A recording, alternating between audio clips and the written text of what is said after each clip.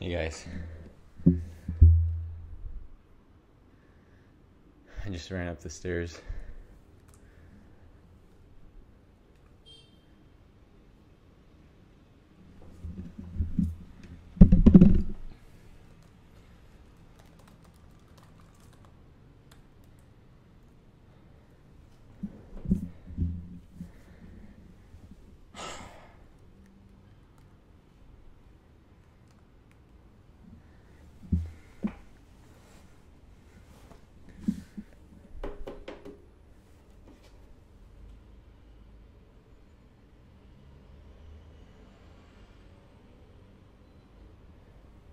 Hey.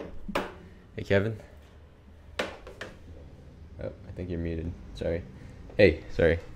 It's okay. What's up? Not much.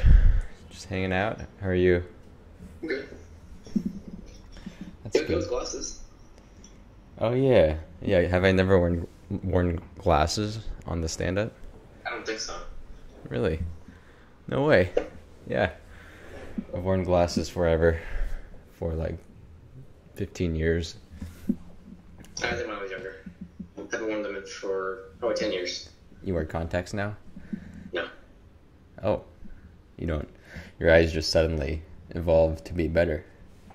No, it's just, when I was younger age, my eyes had the ability to, I guess, change. I don't know, so it kind of corrected itself. What? I've never heard of that.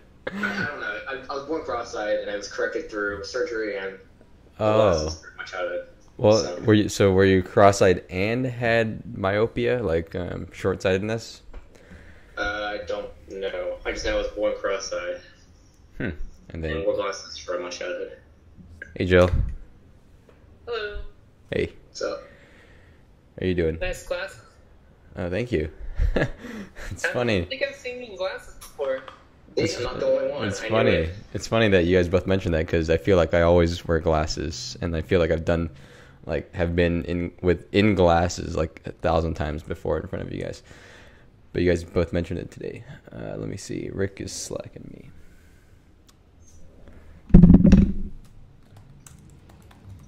Is it just you, Jill, or is Gabby there too? She just went home. Oh, I forgot I should have grabbed her for the meeting, but whatever. I mean, it would have been cool to introduce her to everybody. Hey, Rick. Hey. All right. Well, seems like it's a small team today. Yeah. So Gabby, I guess I'm just telling Kevin. Well, I guess I'm telling the people that watch these, if anybody does. Gabby is our new intern. She's already started helping us build tellies. Anyway, I'll do the intro later, I guess. But anyway, that's who she is, Kevin. Yeah, so I guess high level stuff. Cool thing is we just got, well, we haven't moved in yet, but we have a new office.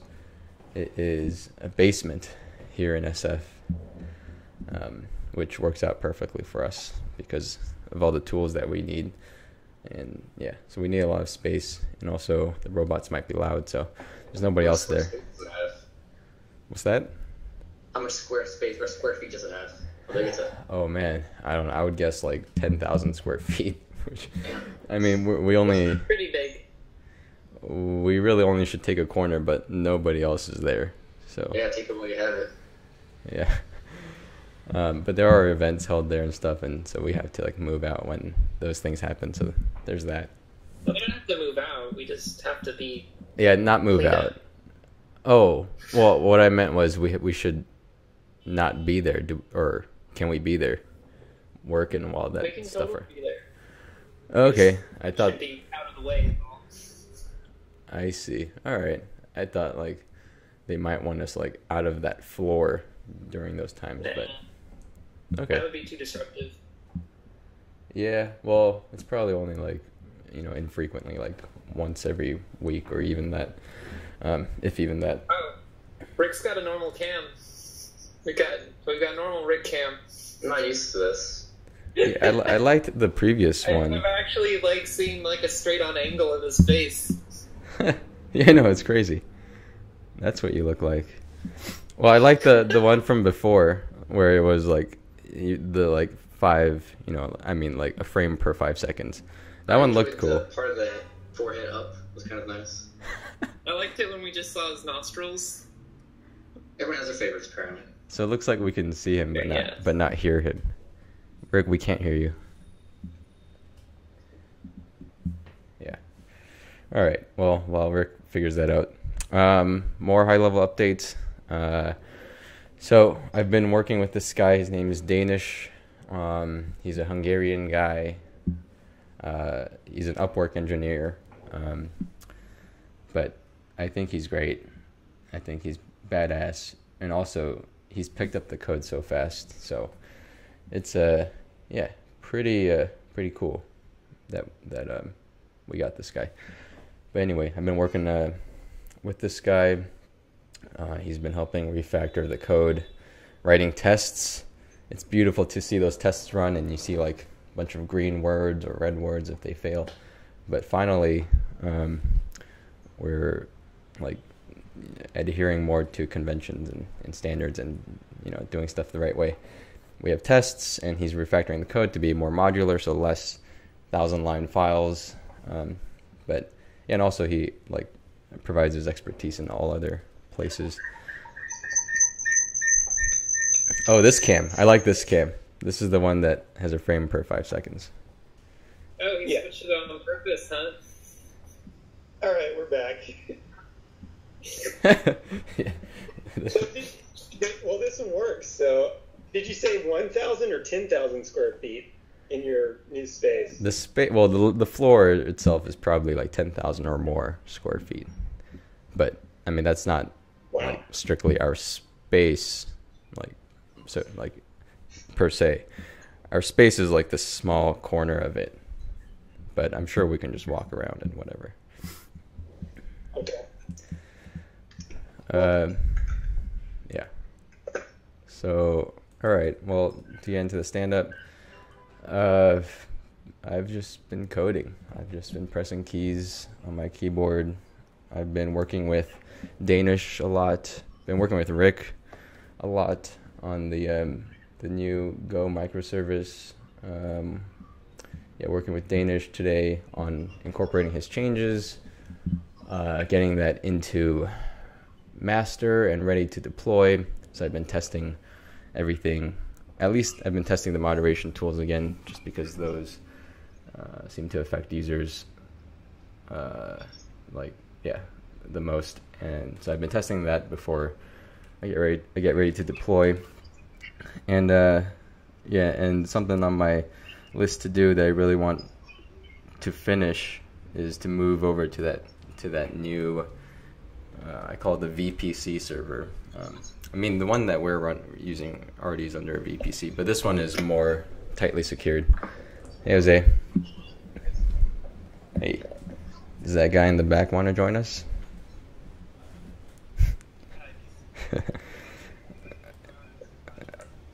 We can't hear you.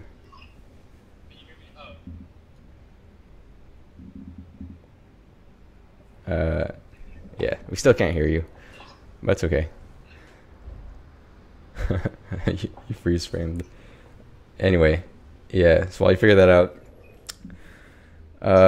where was I? So yeah, been working with Danish. Been working with Rick. Oh yeah, I want to move over to the VPC server, more tightly secured, whatever. That hasn't been finished, so still need to do that. And I can't remember. A whole bunch of stuff. Working on the new page. Working on the left nav with Jill. I got the follow and everything, the back end to work. So just working on the layout stuff now. I think that covers it. All right, Kevin? Pretty much finished with the Raspberry Pi article. I have to add maybe like a paragraph or two at the end, and then go through and just proofread it, I guess. I need to touch base with the Bear Conductive, just see where everyone's with that as far as what project's been completed, if any, and then maybe email her back depending on the progress. That's pretty much it. Should have the article finished. On the Raspberry Pi article. Hmm? Who'd you work with on the Raspberry Pi article? It was just me so far. I went through the README.io for RunMyRobot. I don't know how outdated it may be, but I figured it would be a good template if I need to go back and change anything. Have you looked over it? Do you have any thoughts? Huh? Have you looked over it? Do you have any thoughts on it, or? Oh, I haven't seen the article. I guess I was trying to get like the community like involved in actually writing the blog portion of it. Yeah. No one was interested.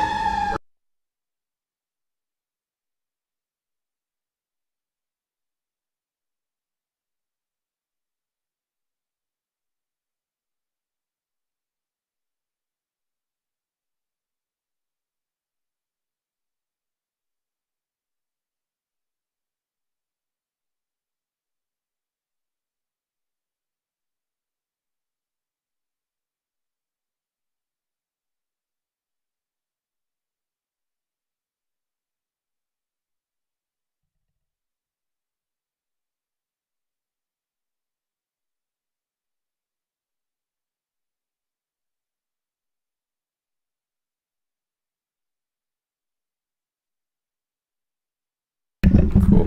All right, thanks, Kevin. All right, Jose. Hey guys, I don't know if I said it on stand-up already, but I went to Berkeley to meet up with OpenROV. Did I talk about this already? No, I don't think so. No. Okay. Not the aftermath. I talked to you during breakfast, but basically they have very similar technology except for the streaming language, but it's built on Node.js. They use Raspberry Pis. Works underwater, and it's written in C, not Python, which is not a big deal. Currently talking to them over email. Jill's in the thread as well. I am drafting an introduction for Rick to talk to him too. I feel like they can get deeper in the tech talk about how to work together. I went to John Madden's production studio and got denied. And you got denied? Yeah. They're just not ready for us. What happened? They ain't ready. They're not ready. Yeah, I got denied. But I also don't think I presented it well enough. A for effort. Yeah, next time bring a ladder and just pretend like you need to fix a light or something. Yeah, as long as you have a uniform, you can get in anywhere.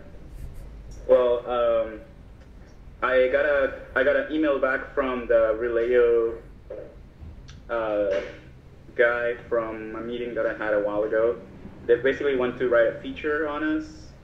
They just want the name, company name, Twitter handle, URL, a little bit about ourselves, blah blah blah. So I guess I'll get working on that.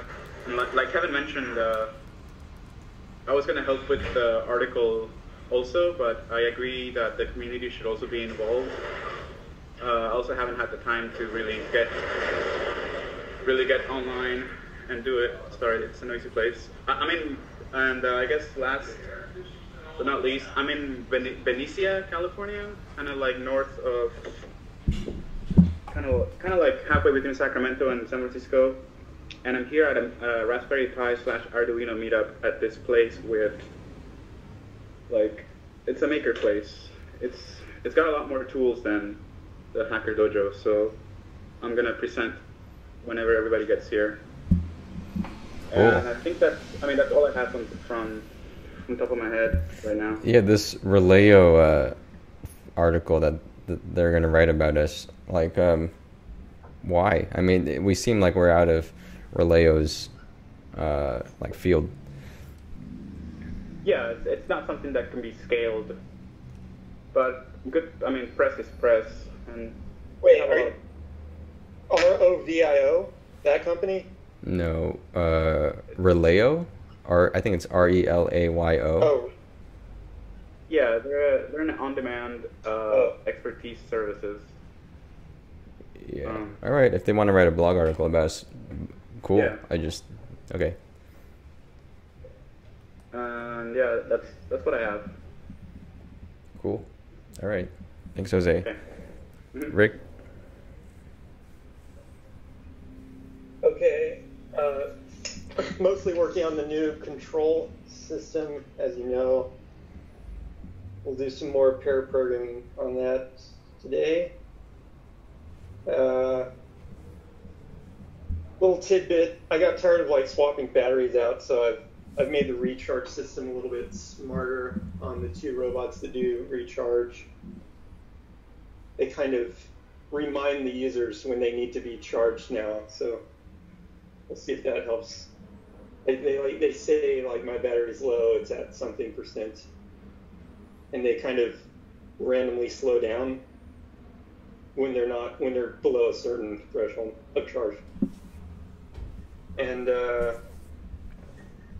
also McDadder built the Big Time Alpha for it, and he's sending it to Travis. He was actually going to do it for free, but I gave him 7,500 robits. He said he'd spend them all on my robots. And is there any way? Did you have any way to I don't know, maybe video chat with him or anything? Did you get a chance to see the finished Big Time Alpha at all? Yeah, I verified it. Verified that the reverse SSH and that the Wi-Fi setting could work and that it moves around. Cool. As expected. I'm 3D printing another one that's going to go out to Bondrak and Gabby.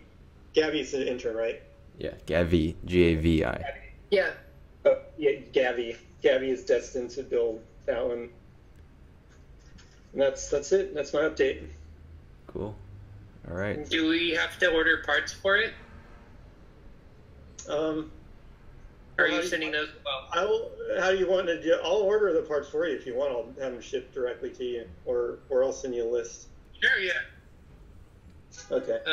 Either one. Ordering them and just sending them over is easy for me. Okay. Yeah, I'll just order. Okay. All right, Jill, you want to go? Yes. So today I just was building robots with Gavi. We got at least one telebot done today. Sweet. Started working on some more, and just was training her. She wasn't able to come in yesterday, and so yesterday I spent some time on just going over some of the old docs and trying to get some more paperwork done for Coda, and Eric sent me something to review for like the Form D or whatever it was. So I was getting those materials together, and and in order to get all of that wrapped up, I have to onboard a CPA. So I already reached out to that guy that we met the other day at the meeting. And there was one more thing. And then kind of organizing that meeting with the investors on the 19th, and just trying to figure out like what that agenda is and making sure that we get like the most out of it. And I think like Niels wanted to like follow up with you, Theo and Rick, like as well, just to help us like prep or plan or whatever. So I might have him just like email you guys and get a conversation going or whatever. That's cool. Yeah. Okay. Aside from that's it. I didn't get a whole lot of work done over the weekend, just because I was out of town visiting family. So my brother's in town. So Cool. Right, okay. And then tomorrow we'll be moving. Yay. Stuff to the new office. I'm excited. That'll be fun. That's gonna be fun. Oh, by the way, Jose, yeah, if you're in SF, just swing by. You're welcome. We're removing stuff, so like you can help us move stuff if you want. Are you not? You're not gonna need a dolly. I have 2 and an SUV and a truck. I think What, have they an can. SUV in a truck? Yeah, I mean, I have my SUV, and then I have a Chevrolet Suburban that's huge. I've moved with it to San Diego. Nice. But aren't you But, in SoCal right now? No, I'm in NorCal. I'm halfway between Sacramento and San Francisco right now. Oh, okay. Yeah. I was thinking that we would move stuff on Thursday. If you actually have like a vehicle with like lots of room in it, like that'd probably be really helpful. Yeah, bring your Because I'll truck. probably spend a bit of tomorrow just like packing, and then try to do more moving on Thursday. So I'll probably just sort of pack tomorrow and sort of rescope the place and see what we have there, and do a little bit of mental planning, and then do the moving part, most of the moving part on Thursday. Cool. Yeah, I'm free after 10 o'clock. Cool. Okay, awesome. Yeah, well, after 10. I was hoping it would be in the morning. I mean, even earlier. Yeah. All right, well. After 10 Yeah, a.m.? that's fine. I'm a morning person, so that's fine. It's too late for you? Well, I have that lunch meeting that I was telling you about. Okay. But whatever. I mean, you guys can move. Yeah, Jose, bring your truck if you can. That would help. Yeah. Whichever vehicle has the most space, I suppose. Okay, that's Suburban. I'll bring that up. Yeah. Cool. Okay. Thank you. So you guys, I mean, everybody should receive emails when any new thing is bought from our store. So it should say like, Oh yeah, that thing. Yeah. it should say That's good. alert. I mean, like, yeah, it says alert and it says like new order or something.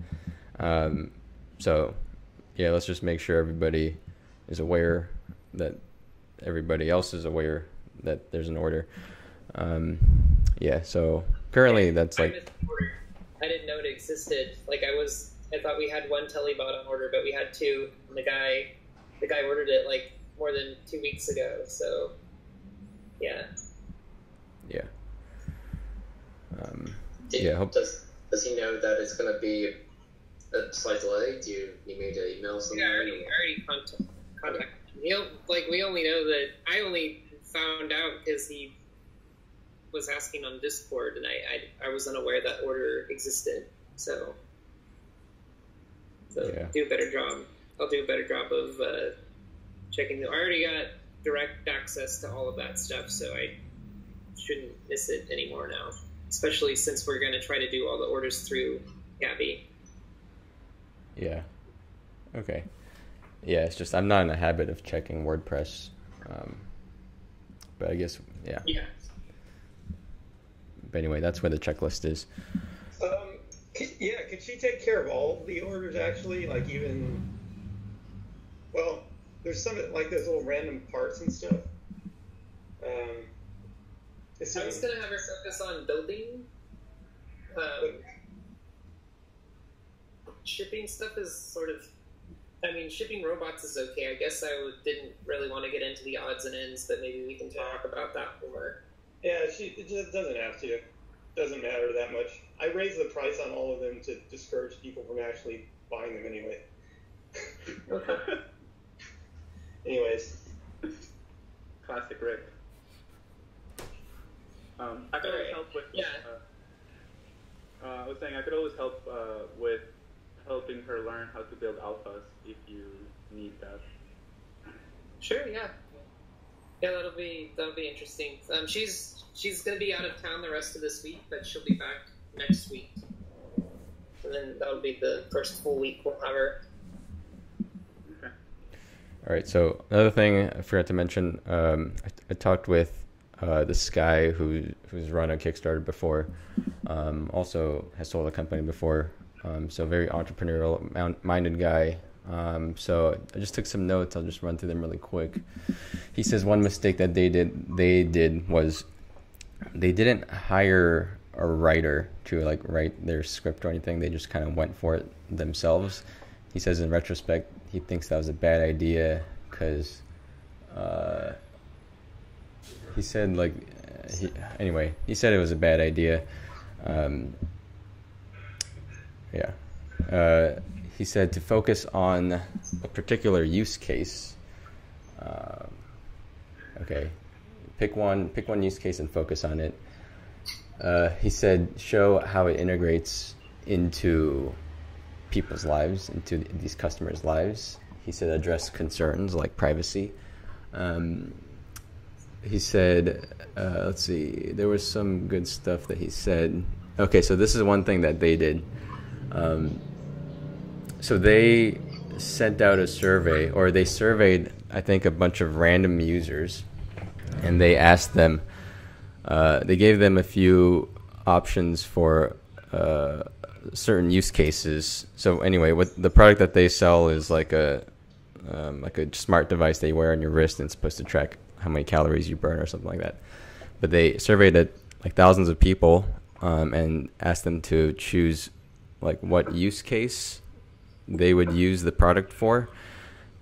And then once they had that use case, they ran Facebook ads after figuring out what demographic that use case targets. And then so he also compiled an email list by doing those Facebook ads. He compiled an email list, and then once he had that email list, he only ever sent out one email, and that email said like there's going to be a Cyber Monday discount. This was 48 hours before they launched the Kickstarter, by the way. So he said there's going to be a Cyber Monday discount. Join our Slack channel if you want it, or if you want the discount. And then he said there were like 5,000 people that joined the Slack channel. I think that's right. Maybe it was 500. And then he said they made like about 40 sales from that, and that's like it was about 20% of all of their sales. I mean, it's an expensive product. Anyway, that was interesting that they had people just join a Slack channel and not even make use of the emails so much. Let's see, what else did he do? I know for a fact that to get a Kickstarter to be more successful, or most successful, I didn't say, is to do pre-sales. So you want to let people know about it before launching. Basically.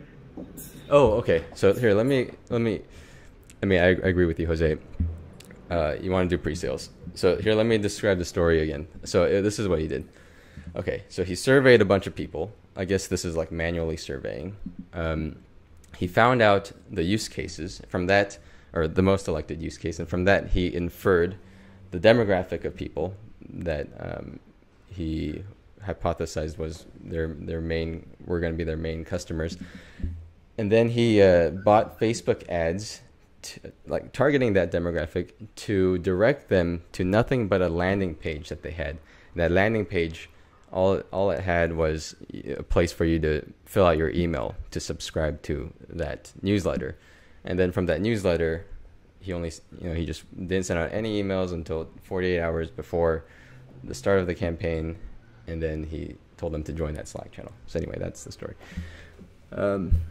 All right, so let's see what else. Oh, he said, so he really liked our idea, and he says, or one idea that he had was to create some kind of PR stunt for TechCrunch Disrupt in San Francisco in September. I think like September 19th or something. And after that day, and after like all the PR is going crazy, then, or this was his suggestion, then launch the Kickstarter campaign. And he said like you'd get a ton of attention, but it's kind of too early for us, I think. Like TechCrunch Disrupt is only a month and a half away. Simple approach. If we just had like a big Kickstarter ad on our site, and then we made it go viral, we could get like lots of people to visit the Kickstarter. Just saying. Yeah. Well, I learned on the startup course that it's important to get a tech writer and to meet this tech writer to write something, best by meeting them through somebody that we already know. Perhaps Neil knows somebody who's a tech writer, and then just do everything before the Kickstarter. So even if it's not TechCrunch, just having it be available before the Kickstarter launches is the most ideal way to do this. Tech writer. Okay, I don't understand what this tech writer does. Tech writer is somebody who like focuses on writing articles, but that are technologically oriented. Or Okay, you mean for the PR stuff? Yeah. I know Robert Scoble. I don't know if he'd do it, but I know him. Robert It's worth a shot. Scoble. I've also got the Servo magazine article that I haven't done, but that's there. Robert Scoble, technical evangelist and author. Yeah, he's probably, as far as tech writers go, I think he's probably like number one. Oh, wow. Guy Kowalski's probably up there. Maybe he's number 2. Let's see, what else? So other advice he had. Oh yeah, so he says that he says bringing the robot to Kickstarter. To TechCrunch. An added benefit would be that you'd get a lot of users because of all the. Well, first of all, he said to gamify it. This was his suggestion. He said you can turn into a game whoever can spot or take robot snapshots of the most snapshots of people with green shirts or whatever.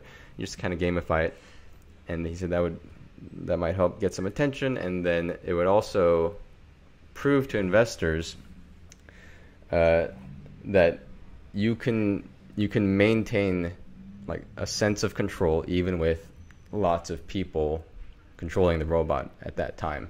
So you would get to prove that sort of face to face, because there'd be a bunch of users controlling the robot, and the investors would see that it has some semblance of control. Anyway, I think that was all of his advice. I think it's interesting about the fact that he says it was a mistake to not hire a writer, because I thought about that too. I mean, some people can actually truly make things funny, or whatever your target is, funny, dramatic. To write cartoons, so I mean, and I've written I'm not too concerned about a writer. There are some other aspects, I feel we'll probably want to definitely hire somebody to do the filming. And I think that we can put together a video. You think so? That's what he said his mistake was. Yeah. I mean, they just have different skills, right? I mean, they have whoever's working at their company has a different set of skills, and they were probably a lot weaker than they thought. They probably didn't have background at Disney. Yeah. Okay. Well, Joel, I trust your writing. I mean, sometimes you see really good writing on TV or in sketch comedy or something, and it takes a lot of effort. I mean, you can tell. It's you can't just come up with that on the spot. It takes a lot of thought. So anyway. Yeah. Anyway, so about the video costs, he says that instead of going with a video production company, he went with a freelance photographer, and they just use the video mode on their photography camera. But he said it cost them about $2,000 per day, and it took them 8 days. So what is that? Wow. Wait, is that right? He said it was 10,000 total. That's a lot of money. That math doesn't add up. Yeah, it's a lot of money. A lot of money to hold a camera. I would imagine the kind of video you make also depends on the product you're selling. If you're selling a product that's marketed towards someone who's maybe more millennial, hipster or whatever, then you can get away with a cheaper camera footage, but it's Well, we have to stage a lot of stuff as our challenge, so it's like we in order to kind of show the diversity of like things that you could do, there's a lot of stuff that we have to like kind of pre-plan for a video. So it's not as simple as just hiring somebody to come out for a day. Like we've got to like decide what kind of scenarios that we want to display and what use cases that we want to focus on, and set that up. Because we want to see the robots at night, we want to see robots outside, we want to see robots doing like crazy things, like even and then there's the tough bit of reconciling, like, okay, how much of this is actually focused on just the robot that we're selling on Kickstarter, and how much of it is focused on the site in general. Yeah. Right. That's kind of the biggest thing to wrestle with, like on a Kickstarter for us. I feel like anyway. Yeah, for sure. Yeah, even this guy was like, "Why are you doing a Kickstarter at all? Like you guys should be." Or he thought his opinion was, we should be about the website. So he didn't understand why we're doing Kickstarter at all. I mean, it's still not entirely set in stone. Like it would be nice not to have to do it, honestly. But if we have to do it, we have to do it. Yeah. Perhaps we don't have to do it. We can sell the tellies we have. The Kickstarter was to raise $40K, right, for a mold or something. Well, the Kickstarter was to actually do like a full run, right? So it's like in order to make like 500 plus robots, we'd have to get a plastic injection mold, and in order to have like a proper like robot that's designed, right? Like we have to hit. I already got a quote. It's about $150,000 that we'd have to sell on Kickstarter to be okay. Like if we want to just totally offload the design and the electronics and all of that stuff, like if it was all offloaded, it would cost us about $150,000 to break even on a Kickstarter. If we're selling the robots around $300 a piece.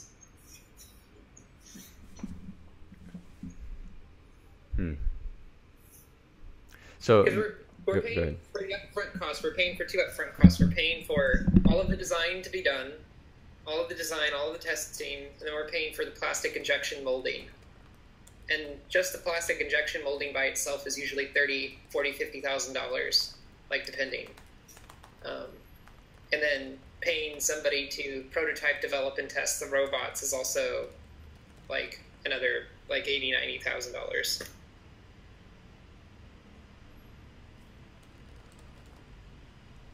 Yeah, as it's pretty expensive.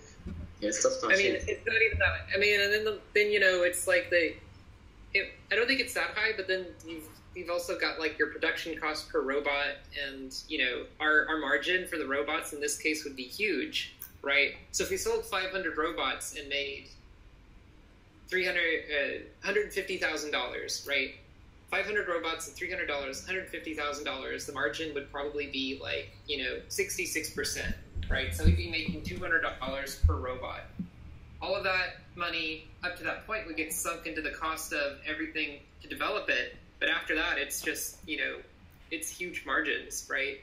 So if we sold 1,000, and that was for $300,000, like that's $100,000 of profit that would go to us. If we sold 2,000. If we sold 2,000, that's a lot, even more money, right? That'd be another like $400,000, I think, for us. So yeah, then we'd have $500,000 plus dollars if we sold 2,000 robots at $300 each. I think. Could be wrong. Is that right? I'm bad at math right now. I need to eat. That sounds like a lot. We want to sell like 1,000 robots, basically. Yeah, if we sold 1,000 robots, we'd be in excellent shape. And that's not easy to do. It's not easy. No, it's not easy to sell 1,000 robots. It would have to be a really compelling case, and the robot would have to be at a really reasonable price point. And I think that we can probably supplement the Kickstarter with a lot of other benefits for the site. But yeah, we can have like a different discussion about Kickstarter later. Yeah. All right. Yeah. Well, So I have a guest over right now, and we were gonna go get food. Do we have other things that we need to discuss this evening? Or can no, I wait? I think we're good.